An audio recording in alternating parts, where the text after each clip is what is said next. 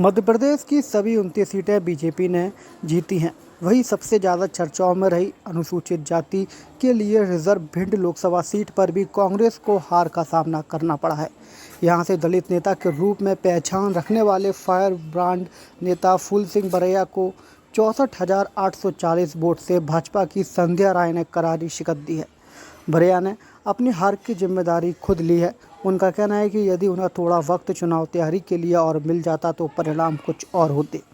सीधे तौर पर ना सही पर उन्होंने कांग्रेस संगठन के लोकसभा टिकट वितरण में लेट लतीफ़ी पर सवाल खड़े करते हुए प्रदेश में मिली हार को अनौपचारिक रूप से जोड़ा है।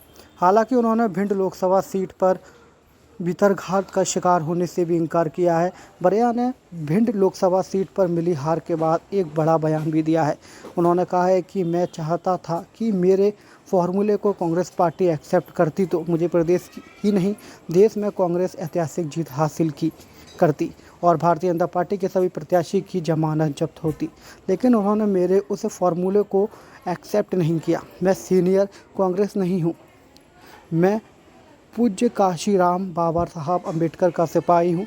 मैं फूले और साहू के आंदोलन से निकला हुआ चेहरा हूँ। मैं उनका कल भी सिपाही था, आज भी हूँ और कल भी रहूँगा। मैं कांग्रेस के लिए चाह रहा था कि देश को कांग्रेस की ज़रूरत है।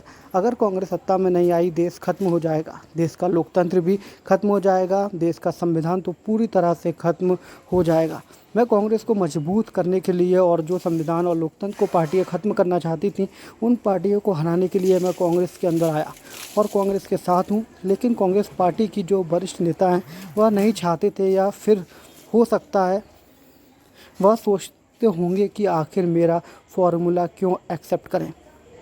यदि वह फार्मूला पूरे देश में अप्लाई हो जाता तो फिर परिणाम कुछ और ही होते। देश में भारतीय जनता पार्टी की सभी प्रत्याशियों की जमानत जब्त हो जाती। इसलिए मैं अपनी हार का ठिकरा किसी पर भी नहीं फोड़ूंगा और अपनी हार को खुद स्वीकार करता हूं। मैं कोई सीनियर कांग्रेसी नहीं हूँ। मैं पूज्य कांशीराम जी के जो आंदोलन था बाबा साहेब अम्बेडकर का, फुले साहू अम्बेडकर के आंदोलन का मैं सिपाही हूँ। था, अभी हूँ और भविष्य में भी रहूँगा। मेरा मतलब ये नहीं है कि मैं कांग्रेस के लिए, मैं चाह रहा था कि देश को कांग्रेस की ज़रूरत है। अगर कांग्रेस सत्ता में नहीं आई तो देश खत्म हो जाएगा, देश का लोकतंत्र खत्म हो जाएगा, देश का संविधान खत्म हो जाएगा।